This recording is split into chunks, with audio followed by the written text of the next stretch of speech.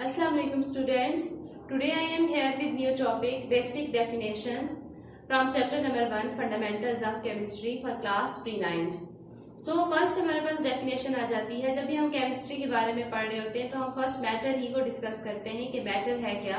Because हम अपने subject में मैटर ही की बार बार डिस्कशन किए जा रहे होते हैं, हमारी डेफिनेशंस मैटर से रिलेटेड होती हैं, तो हम फर्स्ट ये देख लेते हैं मैटर क्या है। तो मैटर की सिंपल डेफिनेशन है हमारे पास, anything which occupy space and has mass is called matter. हम कहते हैं कोई भी ऐसी चीज जो जगह घेरती हो, जो कोई वजन रखती हो, उसे हम मैटर कहते हैं।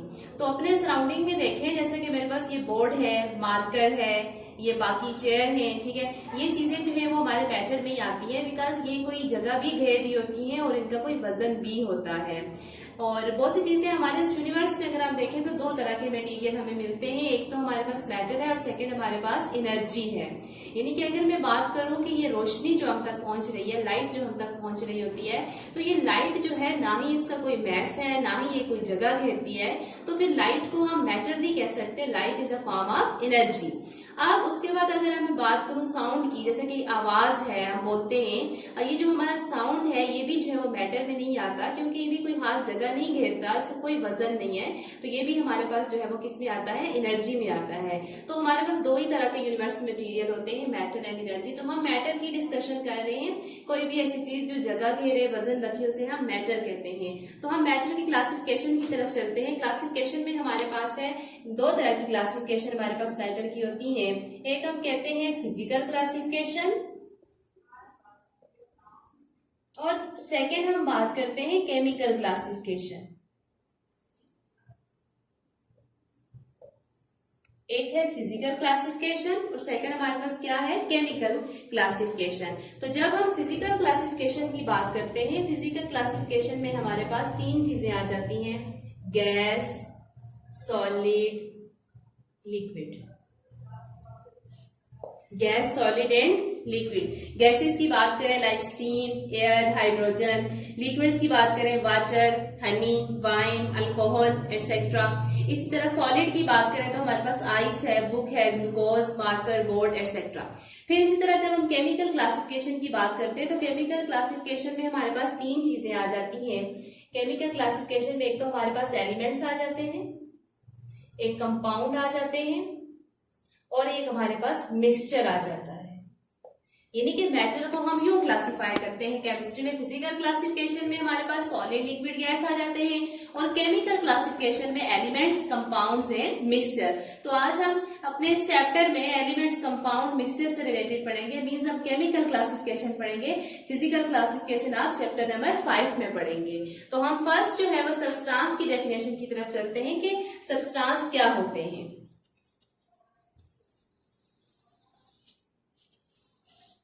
अगर मैं इनकी डेफिनेशन की बात करूं तो अकॉर्डिंग टू डेफिनेशन हमारे पास इनकी क्या जो है वो डेफिनेशन आ जाती है, any matter that has particular set of characteristics which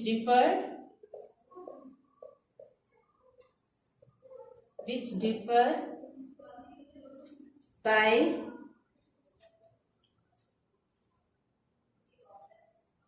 another kind of matter। यानी कि हम मैटर से, हम सब्सटेंस से मुराद ये लेते हैं कि सब्सटेंस ऐसा मैटर है जिसकी अपनी कोई खुसूसियात हो। यानी कि हम ये कहते हैं कि जिसकी अपनी कोई खुसूसियात हो और वो दूसरों से डिफरेंट हो। मतलब कि सब्सटेंस हम ऐसी चीज को कहते हैं जिसकी अपनी कोई वेल डिफाइंड, अपनी कोई खुसूसियात हो, अपनी कैरेक्टरिस्टिक्स हो और उसकी वो कैरेक्टरिस्टिक्स जो है वो मैटर के बाकी किसी काइंड में ना आती हो, मतलब बाकी जो मैटर है उससे क्या हो, डिफरेंट हो। जैसे फॉर एग्जाम्पल हम बात करते हैं, हमारे पास शुगर है, फॉर एग्जाम्पल शुगर की बात करते हैं, कार्बन डाइऑक्साइड है हमारे पास, साल्ट है हमारे पास। तो अब देखें शुगर की जो क्वालिटीज हैं या शुगर की जो कैरेक्टरिस्टिक्स हैं वो किसी दूसरे की नहीं हो सकती, वो कभी भी किसी दूसरे मैटर के टाइप में नहीं आ सकती। इसी तरह कार्बन डाइऑक्साइड की बात करते हैं तो जो कार्बन डाइऑक्साइड की कैरेक्टरिस्टिक्स हैं वो ऑक्सीजन की नहीं हो सकती। वो वाटर की नहीं हो सकती। इस तरह जब हम साल्ट की बात करते हैं तो साल्ट की जो कैरेक्टरिस्टिक्स है वो शुगर की नहीं हो सकती। तो हम सब्सटेंस की डेफिनेशन यूं करते हैं कि ऐसा मैटर जिसकी अपनी कोई खुसूसियात हो, अपनी उसकी सेट ऑफ कैरेक्टरिस्टिक्स हो और पार्टिकुलर सेट ऑफ कैरेक्टरिस्टिक्स हो, अपनी कोई खास खुसूसियात हो जो कि उसे दूसरे मैटर से क्या हो, डिफर करती हो, डिफरेंट बनाती हो, तो उसे हम क्या कहते हैं, सब्सटेंस कहते हैं। इसी से हमारे पास नेक्स्ट आ जाता है एलिमेंट। इसकी एग्जांपल्स ये आपको समझ आ गया होगा। अब हम एलिमेंट्स की बात करते हैं। अब एलिमेंट्स की अगर हम डेफिनेशन देखें, a substance that cannot be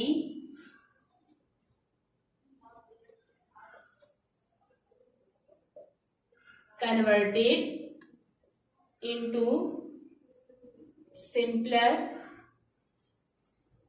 substances, यानी कि ऐसा सब्सटेंस जिसे हम फर्दर जो है वो किसी भी सब्सटेंस में ना चेंज कर सकते हो, किसी भी सिंपलर सब्सटेंस में चेंज ना कर सकते हो, उसे हम क्या कहते हैं, एलिमेंट कहते हैं या एलिमेंट्स कहते हैं।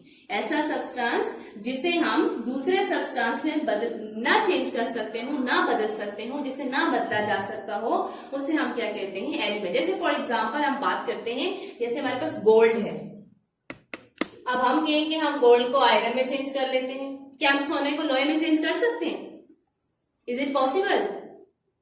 It is not possible. देखिए, गोल्ड को हम आयरन में चेंज नहीं कर सकते, इसी तरह आयरन को हम प्लास्टिक में चेंज नहीं कर सकते। ये जिस तरह से हमारे पास ऑक्सीजन है, इसे हम कार्बन डाइऑक्साइड में, मतलब ऐसा कंपाउंड हम ऑक्सीजन को इसके कंपाउंड में बदल सकते हैं, अपने कंपाउंड में जा सकता है, इसमें चेंज कर सकते हैं, लेकिन हम इसे कार्बन में चेंज नहीं कर सकते। ऑक्सीजन कभी भी कार्बन में चेंज नहीं हो सकता, गोल्ड आयरन में चेंज नहीं हो सकता। तो हम ये कहते हैं कि एलिमेंट्स क्या क्या डेफिनेशन है कि कोई भी ऐसे सब्सटेंस जिन्हें दूसरे सब्सटेंस में बदला ना जा सके। A substance that cannot be converted into any other simpler substances are called, उन्हें हम क्या कहते हैं जी, एलिमेंट्स कहते हैं। तो एलिमेंट को हम सिंबल से रिप्रेजेंट करते हैं। जैसे फॉर एग्जाम्पल कार्बन एक एलिमेंट है, इसकी सिंबल सी है, इसको हम किसी ना किसी जो है वो सिंबल से रिप्रेजेंट करते हैं। एलिमेंट जो है वो एटम से बने होते हैं। Smallest particles of an element is atom, यानी कि एलिमेंट एटम से मिलकर बनते हैं। And there are more than 100 elements now, almost दुनिया में अब तक जो है वो 100 से ज्यादा एलिमेंट्स डिस्कवर्ड हो चुके हैं। इसकी एग्जांपल्स क्या हैं? Oxygen, hydrogen, iron, copper, gold etcetera. अब नेक्स्ट हमारे पास आ जाता है कंपाउंड्स। अब हम देखेंगे कंपाउंड्स क्या होते हैं।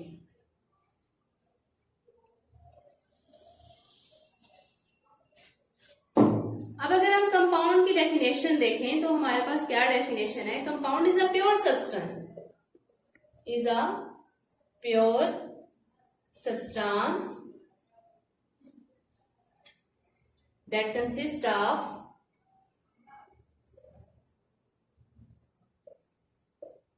two or more elements. Two or more elements held together by a force called chemical bond. अब कंपाउंड को समझते हैं हम। कंपाउंड क्या है हमारे पास? मैंने कहा कंपाउंड एक प्योर सब्सटेंस है। जब दो या दो से ज्यादा एलिमेंट्स को हम आपस में कंबाइन करते हैं, ज्वाइन करते हैं, उन्हें मिलाते हैं, दो या दो से ज्यादा एलिमेंट्स मिलकर कंपाउंड बना देते हैं। अब वो दो या दो से ज्यादा एलिमेंट्स आपस में कंबाइन कैसे होते हैं? जैसे मेरे पास लकड़ियां हैं, मैं कहूँ कि मैं दो लकड़ियों को इकट्ठा कर रही हूँ, तीन को इकट्ठा कर रही हूँ, हम उन्हें जब बांधते हैं, इकट्ठा करते हैं, तो डेफिनेटली हमें किसी चीज की जरूरत होती है। जैसे हम उसको with the help of rope tie कर लेते हैं, इसी तरह इन एलिमेंट्स को भी कंबाइन करने के लिए, ज्वाइन करने के लिए हमें फोर्स चाहिए होती है। तो एलिमेंट जिस फोर्स से आपस में कंबाइन होते हैं उस फोर्स को केमिकल बॉन्ड कहते हैं। केमिकल बॉन्ड बेसिकली क्या है? वो फोर्स ऑफ अट्रैक्शन है जो कि केमिकल्स को, जो कि एलिमेंट्स को आपस में जोड़े रखती है। बाकी आप इसके बारे में डिटेल से भी चैप्टर 4 में पढ़ेंगे।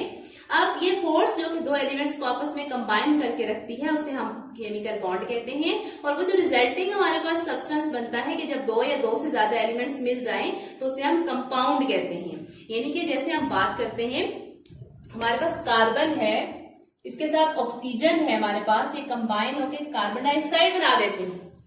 अब कार्बन भी एक एलिमेंट है, ऑक्सीजन भी एक एलिमेंट है।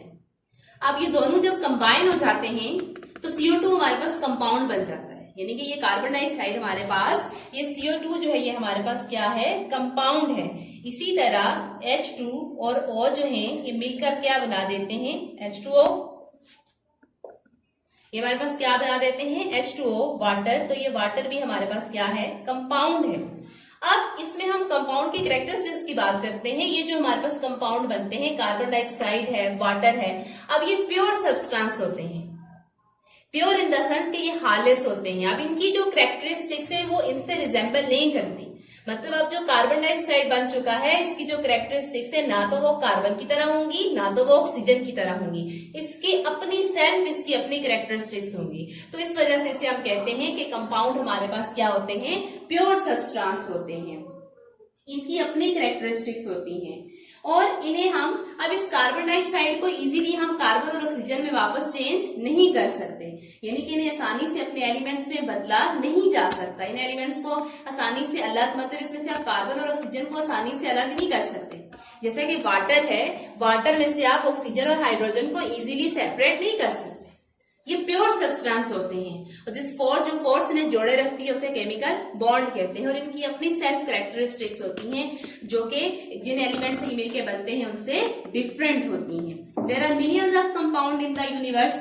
ये कंपाउंड आयोनिक भी होते हैं, कोवेलेंट भी होते हैं।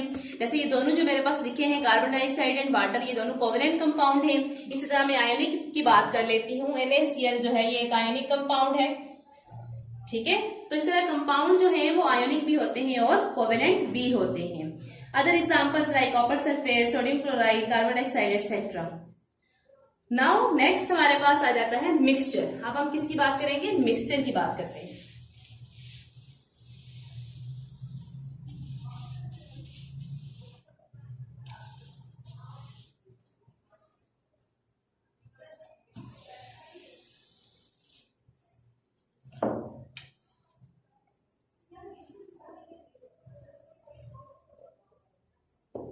मिक्सचर की डेफिनेशन देखें, इम्प्योर सब्सटेंस। ये क्या है हमारे पास, impure substance that contain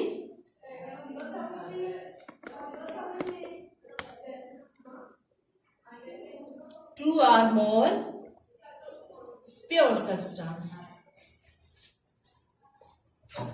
two or more pure substance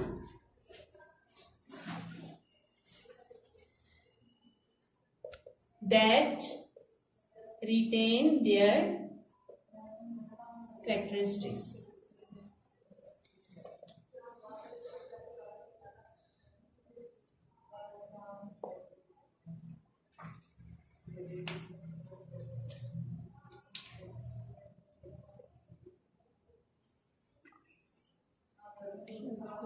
Then impure substance that contain two or more pure substance that retain their characteristics.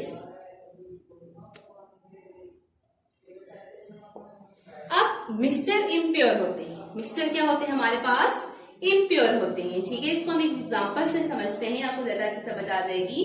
जैसे हमारे पास है salt plus sugar, salt plus sugar.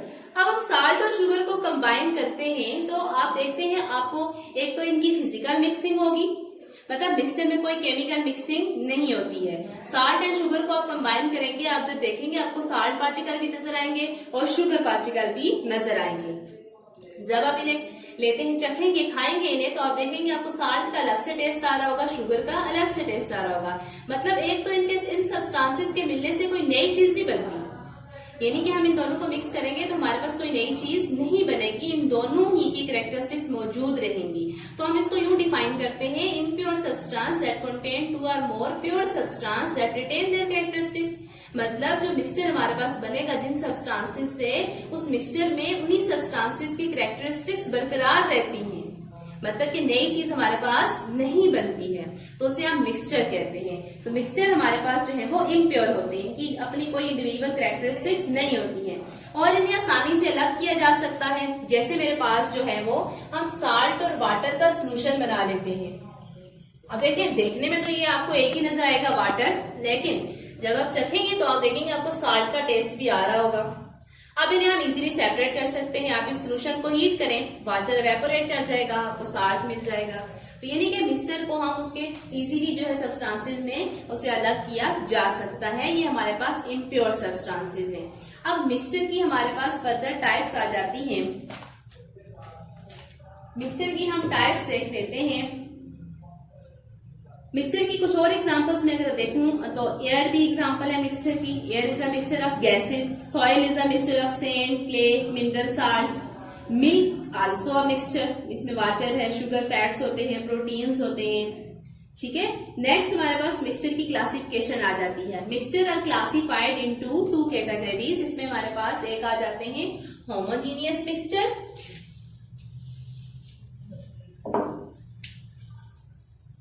एक आ जाता है होमोजीनियस, और एक हमारे पास आ जाते हैं हेट्रोजीनियस। एक हमारे पास क्या है, होमोजीनियस मिक्सचर, एक हमारे पास क्या है, हेट्रोजीनियस मिक्सचर।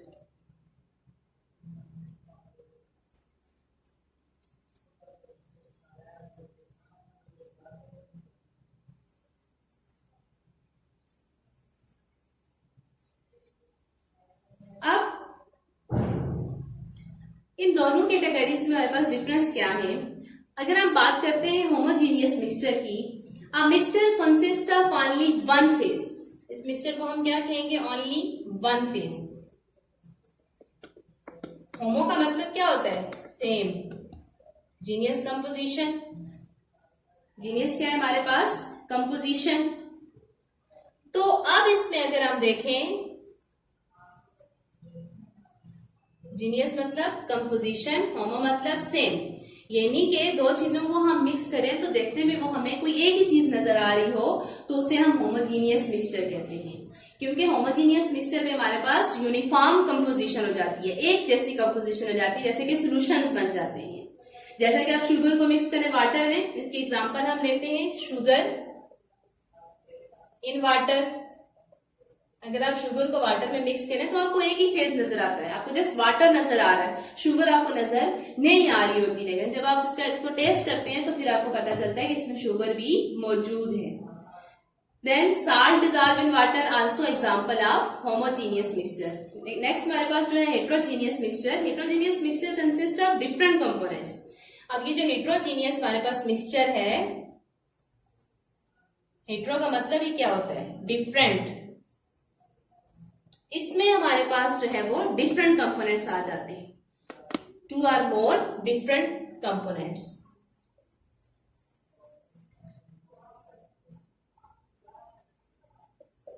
डिफरेंट कंपोनेंट्स, आपको देखने में भी दोनों कंपोनेंट्स जो हैं वो अलग अलग नजर आ रहे होते हैं। जैसा कि हमारे पास इसकी एग्जांपल में है सैंड प्लस साल्ट। अब सैंड और साल्ट दोनों को मिक्स करें, आपको सैंड अलग से दिखाई दे रही है, साल्ट आपको अलग से दिखाई दे रहा है इसमें। तो ऐसे मिक्सचर को हम कहते हैं हेट्रोजीनियस मिक्सचर। इसकी डेफिनेशन हम यूं करते हैं, a mixture consist of 2 or more visibly different components is called heterogeneous mixture. Sand plus salt. इसी तरह oil floating in on water, आप देखते हैं ऑयल वाटर को मिक्स करें, मिक्स नहीं होते। ऑयल ऊपर एक अपनी तय बना लेता है, तो ऊपर वाली लेयर में ऑयल, नीचे वाली लेयर में वाटर, तो दोनों आपको सेपरेट नजर आ रहे होते हैं। तो इस तरह के मिक्सचर को हम हेट्रोजीनियस मिक्सचर कहते हैं। तो स्टूडेंट्स, देखा आपने किस तरह से हमने डिफरेंट डेफिनेशन और उनकी एग्जांपल्स हमने डिस्कस की हैं। This is all about the basic definitions from chapter number 1।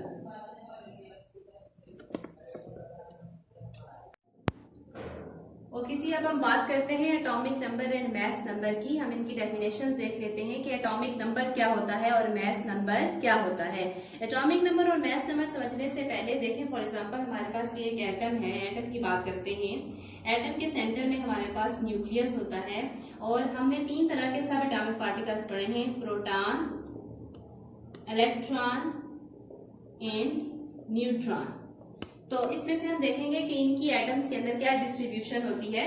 ये प्रोटॉन और ये न्यूट्रॉन जो है हमारे पास ये न्यूक्लियस में होते हैं। प्रोटॉन एंड न्यूट्रॉन ये एटम के न्यूक्लियस में प्रेजेंट होते हैं और ये जो हमारे पास इलेक्ट्रॉन्स होते हैं ये न्यूक्लियस के अराउंड ऑर्बिट्स में रिवॉल्व करते रहते हैं। ठीक है, तो ये हमारे पास एटम के स्ट्रक्चर में ये 3 पार्टिकल्स आ जाते हैं। इन्हीं से रिलेटेड जो हमारा टॉपिक है कि एटॉमिक नंबर क्या होता है और मास नंबर क्या होता है। तो अब जब हम एटॉमिक नंबर की डेफिनेशन देखते हैं, atomic number the number of protons in the nucleus of an atom, यानी कि नंबर ऑफ, हम क्या बात करते हैं, number of protons in nucleus of atom, के एटम के न्यूक्लियस में जो प्रोटॉन का नंबर है कि कितने प्रोटॉन मौजूद हैं, उससे हम उस एटम का एटॉमिक नंबर कहते हैं। ठीक है, क्या समझ में आया कि हमारे पास एक एटम के न्यूक्लियस में, जैसे ये एटम है हमारे पास, इसके न्यूक्लियस में जितने प्रोटॉन होंगे, जो प्रोटॉन नंबर होता है वही उस एटम का एटॉमिक नंबर होता है। जैसे कि हम इसकी एग्जांपल से समझते हैं। For example, there is only one proton in the nucleus of hydrogen atom. Hydrogen atom की अगर हम बात करें,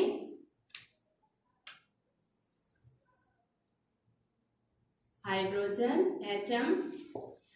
एटम के न्यूक्लियस में हमारे पास, ये न्यूक्लियस, इसमें हमारे पास जो प्रोटॉन होता है ओनली 1 प्रोटॉन, यानी कि हाइड्रोजन एटम के न्यूक्लियस में एक ही प्रोटॉन होता है, तो इसका जो एटॉमिक नंबर होगा हमारे पास वो भी क्या होगा, H1। हाइड्रोजन का एटॉमिक नंबर क्या है, 1, क्योंकि इसमें नंबर ऑफ प्रोटॉन क्या है, 1। तो एटॉमिक नंबर को हम यूं डिफाइन करते हैं, the number of protons in the nucleus of an atom. It is represented by symbol Z। इसको हम सिंबल जो है वो Z से रिप्रेजेंट करते हैं, सिंबल Z, इसकी मदद से हम इसे रिप्रेजेंट करते हैं, जिसे हम एटॉमिक नंबर भी कहते हैं, प्रोटॉन नंबर भी कहते हैं। उसके बाद और इसी तरह और एग्जाम्पल ले लें, कार्बन। जैसे कार्बन का एटॉमिक नंबर हमारे पास क्या है, 6। तो इसका मतलब है कि कार्बन एटम के न्यूक्लियस में जो प्रोटॉन होंगे वो भी कितने होंगे, 6 होंगे। अब हम बात करते हैं मास नंबर की।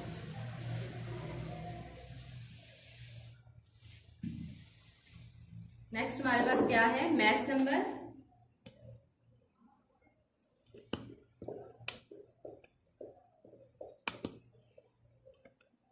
अब मास नंबर की हम डेफिनेशन देखते हैं।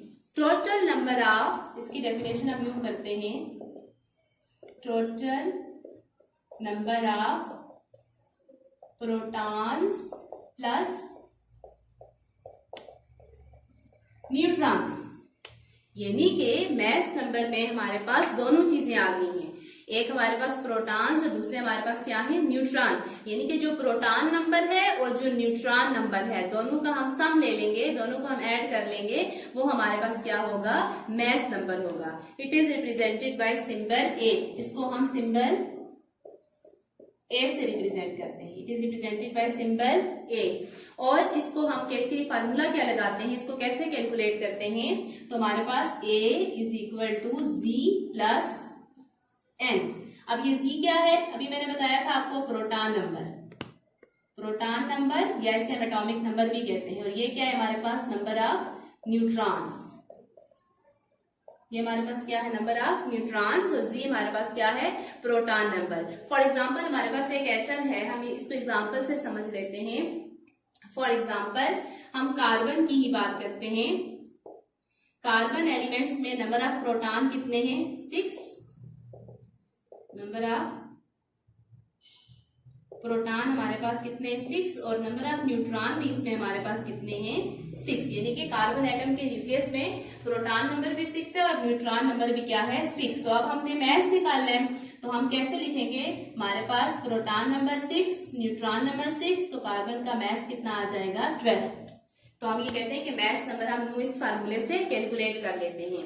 तो मास नंबर क्या है हमारे पास, total number of proton and neutron present in the nucleus of an atom. Then अगर हमें जो है नंबर ऑफ न्यूट्रॉन्स कैलकुलेट करने हो, यानी कि ये तो हमने कर लिया ना मैथ्स के लिए कि हमारे पास अगर हमने मैथ्स कैलकुलेट करना हो तो नंबर ऑफ प्रोटॉन और न्यूट्रॉन। अगर फॉर एग्जांपल हमें कहा जाए कि हमें एक एटम दिया जाता है जिसमें हम कहा जाता है कि आप नंबर ऑफ न्यूट्रॉन कैलकुलेट करें, तो नंबर ऑफ जो न्यूट्रॉन्स होते हैं, number of neutrons is equal to mass number minus atomic number. ये हमारे पास क्या है, मास नंबर, और ये हमारे पास क्या है, एटॉमिक नंबर। ठीक है, नंबर ऑफ न्यूट्रॉन किसके इक्वल होते हैं, मास नंबर माइनस एटॉमिक नंबर। जैसे एक एग्जांपल से आप समझ लेते हैं। फॉर एग्जांपल हमारे पास एक एटम है, से हम कार्बन की ही बात कर लेते हैं, कार्बन। ठीक है, इसका एटॉमिक नंबर है हमारे पास 6 और मास नंबर हमें कितना दिया हुआ है 12, और हमें कहा जाता है find number of neutrons. Number of neutrons हमने फाइंड करने, हमने बताना है कि कार्बन में नंबर ऑफ न्यूट्रॉन्स क्या होंगे। तो हम अपने इसी फार्मूले को ही अप्लाई करते हैं, इसी फार्मूले की तरफ देखते हैं। तो हमारे पास देखें एटॉमिक नंबर कितना है 6 और मास नंबर कितना है 12। तो यहाँ पे फार्मूला देखें तो उसमें मास नंबर हमारे पास क्या है 12 और एटॉमिक नंबर हमारे पास क्या है 6। तो इन्हें हम माइनस कर लेते हैं, आंसर इज 6, यानी कि नंबर ऑफ न्यूट्रॉन हमारे पास कितने हो जाएंगे 6। यानी कि अगर हमें किसी भी एटम के अंदर मास नंबर का पता हो तो हम मास नंबर और एटॉमिक नंबर का पता हो तो हम नंबर ऑफ न्यूट्रॉन्स खुद फाइंड कर सकते हैं। या हमें नंबर ऑफ न्यूट्रॉन्स और नंबर ऑफ प्रोटॉन्स का पता हो तो हम मास नंबर खुद फाइंड कर सकते हैं।